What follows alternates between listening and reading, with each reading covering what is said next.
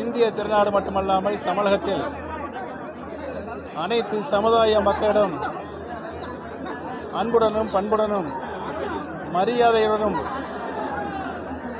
நடந்திருக்கின்ற நம்முடைய தேசிய தலைவர் பசுமன் முத்துராமலிங்க தேவர் ஐயாவுடைய 118வது ஜெயந்தி திருநாளை முன்னிட்டு அவருக்கு தமிழ்நாடு முழுவதும் அனைத்து தரப்பு மக்களும் தங்களுடைய அபிமானத்தை, நல்லெண்ணத்தை, நம்பிக்கையை அவர் இந்த நாட்டிற்கு செய்திட்ட நன்மையை கருதி அவருக்கு மிகப்பெரிய மரியாதையை இன்றைக்கு நாம் செலுத்திக் கொண்டிருக்கின்றோம்.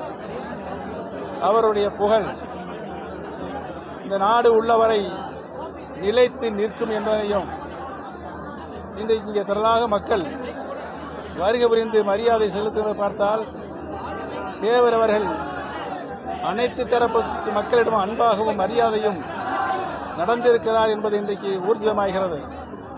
அந்த வகையில் அனைத்து இந்திய அண்ணா திராவிட முன்னேற்ற கழகத்தினுடைய தொண்டர்கள் உரிமையை பாதுகாக்கின்ற குழுவாக நாங்கள் இன்றைக்கு அனைத்து இந்திய அண்ணா திராவிட முன்னேற்ற கழகத்தில் பிரிந்திருக்கின்ற சக்திகள் அனைவரும் ஒருங்கிணைக்க வேண்டும் என்ற நல்லெண்ணத்தோடு நம்பிக்கையோடு இன்றைக்கு கூடியிருந்து இந்த ஐயா அவருடைய சன்னதியில் சபதம் மேற்கொண்டு அனைவரும் ஒருங்கிணைந்து ஒரே குடையின் கீழ் நின்று மீண்டும் புரட்சித் தலைவர் எம்ஜிஆர், புரட்சித் தலைவி மாண்புமிகு அம்மாவுடைய ஆட்சியை தமிழகத்திலே நிறுவிட வேண்டும் என்ற சபதத்தை இன்றைக்கு மேற்கொண்டிருக்கின்றோம் என்பதையும் அதற்கு அத்தாட்சியாகத்தான் இன்றைக்கு குழுமியிருக்கின்ற அம்மா மக்கள் முன்னேற்ற கழகத்தினுடைய பொதுச் செயலாளர் மாண்புமிகு திரு டிடிவி சிறகனாவர் அவர்களும் நம்முடைய கொங்கு நாட்டின் தங்கம் அண்ணன் திரு செங்கோட்டையன் அவர்களும் இன்றைக்கு இங்கே பயணித்திருக்கின்றோம். இந்த முயற்சி தொடர்ந்து நடைபெற்று கொண்டிருக்கின்ற திராவிட முன்னேற்ற கழகத்தினுடைய ஆட்சியை வீட்டுக்கு அனுப்புகின்ற வகையில் எங்களுடைய ஒருங்கிணைப்பு இருக்கும் என்பதனை இந்த நல்ல நேரத்தில் தெரிவித்துக் கொள்கிறேன். பொறுத்திருந்த இன்னைக்கு தானே வந்து இங்கே வந்து ஆசீர்வாதம் வாங்கிட்டு சொல்லியிருக்கிறேன். உறுதியாக வரும், தொடரும். ஏற்கனவே 2 ஆண்டுகளுக்கு முன்பே இந்த கூட்டணி இருக்குங்கிறது உங்களுக்கு தெரியும். அம்மாவின் தீவிர தொண்டரும் புரட்சித் தலைவரின் காலத்திலிருந்து இயக்கத்தில் தொண்டாற்றிக் கொண்டிருக்கின்ற மூத்த நிர்வாகியுமாகிய அண்ணன் செங்கோட்டையன் அவர்கள் இன்றைக்கு நமது பசும்பொன் தேவரையா அவர்களுக்கு வீர அஞ்சலி செலுத்துவதற்காக குரு பூஜையில் இங்கே நம்மோடு வந்து கலந்து கொண்டிருப்பது, அம்மா அவர்கள் தொடர்ந்து இங்கே வரும் பொழுது அம்மா அவர்களுக்கு முன்பாக இங்கே வந்து அண்ணன் ஓபிஎஸ், அண்ணன் செங்கோட்டையன் இவர்கள் எல்லாம் இங்கே முகாமிட்டு அம்மா அவர்கள் இங்கே ஆளுங்கட்சியாக இருக்க பொழுதும் சரி, எதிர்கட்சியாக இருந்த பொழுதும் இங்கே வந்து செல்வதில் பாதுகாப்பு அரணாக தேர்ந்தவர்கள். இன்றைக்கு அம்மாவின் தொண்டர்களை பாதுகாக்க வேண்டும் என்கிற ஒரே நோக்கத்தோடு நாங்கள் அனைவரும் இன்றைக்கு தேவர் திருமகன் ஐயா அவர்களின் குரு பூஜை நாளிலே அவரும் எங்களோடு கொங்கு நாட்டிலிருந்து வந்து கலந்து கொண்டிருக்கிறார். துரோகத்தை வீழ்த்துவதற்கு மீண்டும் தமிழ்நாட்டில் புரட்சித் தலைவர் அவர்களின் பொற்கால ஆட்சியை, அம்மா அவர்களின் சிறப்பான ஆட்சியை கொண்டு வருவதற்கு அம்மா அவர்கள் தொண்டர்கள் அனைவரையும் ஒன்றிருக்கின்ற முயற்சியாக இன்றைக்கு அண்ணன் செங்கோட்டையன் அவர்களும் அண்ணன் ஓபிஎஸ் அவர்களும் எங்களோடு கரம் கோர்த்து தேர்தலில் நாங்கள் எங்கள் பணியை ஆற்ற இருக்கிறோம்.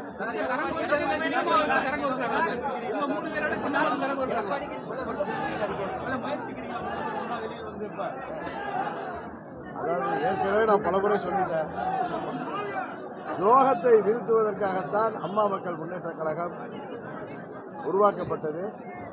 அந்த துரோகத்தை வீழ்த்தும் வரை அம்மா மக்கள் முன்னேற்ற கழகம் ஓயாது என்பதுதான் எங்களது நிலைப்பாடு.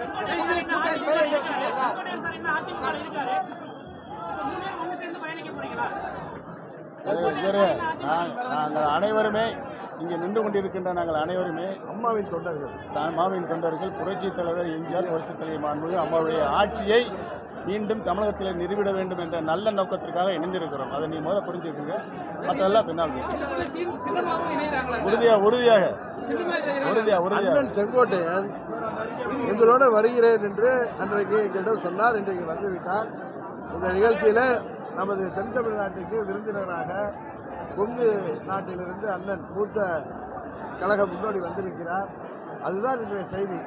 இதை தாண்டி அரசியல் எல்லாம் வருங்காலத்தில் உங்களுக்கு கொஞ்சம் கொஞ்சமாக நீங்கள் தெரிந்து கொண்டிருக்கீங்க. செங்கோட்டையன் சார், ஒரே நிமிஷம் சார். ஓபிஎஸ் ஐயா வந்து மீண்டும் திமுக ஆட்சி அமையும்னு உங்களோட பதில் என்ன சார்? இல்ல இங்க வருங்க தம்பி, அதாவது பிரிந்திருக்கின்ற அனைத்து இந்திய அண்ணா முன்னேற்ற கழகத்தினுடைய சக்திகள் இணையவில்லை என்று சொன்னால் தமிழக மக்கள் மீண்டும் திமுக ஆட்சி வழிவரும் தான் என்று சொன்ன திமுக ஆட்சி வரும் சொல்லலாம். அது மாதிரி நீங்க முன்ன கேட்டீங்க, சின்னம்மா அவர்கள் எங்களோட இந்த கூட்டத்தில் வந்து கலந்து கொள்ள முடியவில்லை. அவர்கள் சற்று காலதாமதமாக கிளம்பிய காரணத்தினால் அண்ணன் ஓபிஎஸ் அவர்களும் செங்கோட்டையனும் எனக்கு முன்பே கிளம்பி அவர்கள் நாங்களெல்லாம் வந்து சேர வேண்டும் என்று இங்கே அபிராமத்தை தாண்டி அவர்கள் சிறிது நேரம் எங்களுக்காக காத்திருக்க வேண்டிய சூழ்நிலை ஏற்பட்டது. ஏன்னா கூட்டம் தெரியும், எங்களது தொண்டர்கள் எல்லாம் பல ஊர்களிலிருந்து தமிழ்நாடு முழுவதிலிருந்து வாகனங்களிலிருந்து வாகனங்களின் நெருக்கடி போக்குவரத்து ஏற்பட்டால் நாங்கள் சற்று தாமதமாக வந்து சேர்ந்தோம். எங்கள் சின்னம்மா அவர்களால் இன்னும் வந்து சேர முடியவில்லை. அவர்கள் மனதால் எங்களோடு என்றைக்கும் இருப்பார். ஏனென்றால் தமிழ்நாட்டிலே துரோகம் வீழ்த்தப்பட வேண்டும். உண்மையான அம்மாவின் ஆட்சி, புரட்சித் தலைவரின் ஆட்சி, புரட்சித் தலைவர் உருவாக்கிய அந்த அடிப்படை விதிகளோடு கூடிய இயக்கத்தை உருவாக்குவதுதான் எங்களது முதல் குறிக்கோள். அதற்காகத்தான் அம்மா மக்கள் முன்னேற்ற கழகம் தொடங்கப்பட்டது. இன்றைக்கு நாங்கள் மூவரும் அந்த ஒரு எண்ணத்தில் தான் இணைந்திருக்கிறோம். இதில் அம்மாவின் கட்சியாகிய அனைத்து இந்திய அண்ணா திராவிட முன்னேற்ற கழகம் எங்களுக்கு எதிரி கிடையாது. நான் ஏற்கனவே சொல்லியிருக்கேன், எடப்பாடி திமுக தான் எங்களுக்கு எதிரி. எடப்பாடி என்கிற துரோக மனிதன் தான் அம்மா மக்கள் முன்னேற்ற கழகத்தின் எதிரி. அதை தாண்டி வேற யாரையும் நாங்கள் எதிரியாக நினைக்கிறோம். எடப்பாடி சமூக பதற்றத்தை உருவாக்கி ஆனால் முதல்வர் வழிமொழிகிறேன் இருக்காரு. அதாவது நான் அதை சொன்னேன், இவர் சொல்லுவதே ஒரு தரித்திரமாக சொல்கிறாரு. அது இருந்தாலும் யார் சொன்னாலும் 40-50 ஆண்டுகளாக இந்த தென் தமிழகத்து மக்களின் கோரிக்கை ஆகிய ஐயா தேவர் அவர்களுக்கு பாரத ரத்னா விளங்க வேண்டும் என்கிறதில் எங்களுடைய தேர்தல் வாக்குறுதியிலே இருக்குன்னு சொன்னேன். இன்றைக்கு முதல்வர்கள் அதை ஒத்துக்கொண்டால், அதை ஏற்றுக்கொண்டால் அது எல்லோருக்கும் மகிழ்ச்சி தான். நகராட்சி துறை சார்பில் 2500 பேருக்கு பணி ஆணையாளர்னாங்க. அதுல ஒரு 35 பேருக்கு மேல 100க்கும் மேற்பட்டவர்கள் லஞ்சம் வாங்கினது அமலாக்கத்துறையினர் திமுக மீது நேற்று ஃபைல் பண்ணியிருக்காங்க. எப்படி பாக்குறீங்க?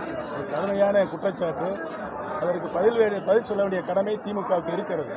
திமுக அதிலிருந்து தப்பிக்கவே முடியாது என்பதை தெரிவித்துக் கொள்கிறேன். அதாவது நாமும் ஊடகங்களில் பார்த்தோம், ஒரு குற்றச்சாட்டு அமலாக்கத்துறை விசாரிக்க வேண்டும் என்று தமிழ்நாடு அரசாங்கத்திடம் சொல்லியிருக்கிறது. அது என்ன, அதில் அவர்கள் விசாரணைக்கு பிறகு என்ன வெளிப்பாடு, என்ன ரிசல்ட் வருதுன்னு பார்த்துட்டு நாம் அதற்கு பதில் சொல்வது நன்றாக இருக்கும் என்பது எங்களது நிலைப்பாடு. அதாவது 52லேருந்து 2004 வரை 8 முறை இந்த எஸ்ஐஆர் நடத்தப்பட்டிருக்கிறது. ஆனால் 2004க்கு பிறகு 21 ஆண்டுகளுக்கு பிறகு பீகாரில் நடத்தப்பட்ட போது அதில் பல்வேறு முறைகேடுகள், புகார்கள், வாக்கு திருட்டு என்றெல்லாம் புகார்கள் உச்சநீதிமன்றம் வரை சென்று 65 லட்சம் வாக்காளர் உரிமையே பறிக்கப்பட்டிருப்பதால்தான் நீதிமன்றம் வரை, உச்சநீதிமன்றம் வரை அந்த வழக்கு சென்றிருக்கிறது. தமிழ்நாட்டில்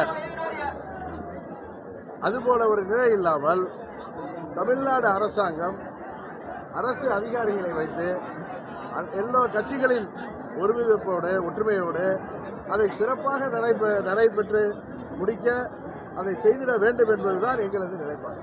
கடந்த வாரம் ஏற்பட்ட புயலை திமுக அரசு எப்படி கையாண்டாங்க? இந்த வடகிழக்கு பருவமழை தயார் நிலையில் இருக்காங்க, நீங்க என்ன ஃபீல் பண்றீங்க? பொறுத்து பார்ப்போம். இப்போதானே மழை காலம் தொடங்கியிருக்கு, எப்படி இந்த அரசாங்கம் செயல்படுது என்பதை பொறுத்திருந்து பார்த்தா சொல்லணும். நாங்கள் எதிர்கட்சி என்பதற்காக எதை வேண்டுமானாலும் சொல்கின்ற கட்சி அல்ல அம்மா மக்கள் முன்னேற்ற. எதை தப்பு நடந்தால் அதை தீவிரமாக எதிர்ப்பதும், சரியாக நடந்தால் அதை பாராட்டுவதும் தான் அம்மா மக்கள் முன்னேற்ற கழகத்தின் நிலைப்பாடு. அந்த அடிப்படையில் தான் நான் சொல்கிறேன். இதை உடனே கூட்டணிக்கு போயிடுவீங்க, அந்த பக்கம் சாயிறாரு இந்த பக்கம் சாயிறாருலாம் கிடையாது. எந்த ஒரு விஷயத்திலும் சரியான ஒரு நடவடிக்கை எடுக்கப்படும் பொழுது அதை நாங்கள் ஆதரிப்போம்.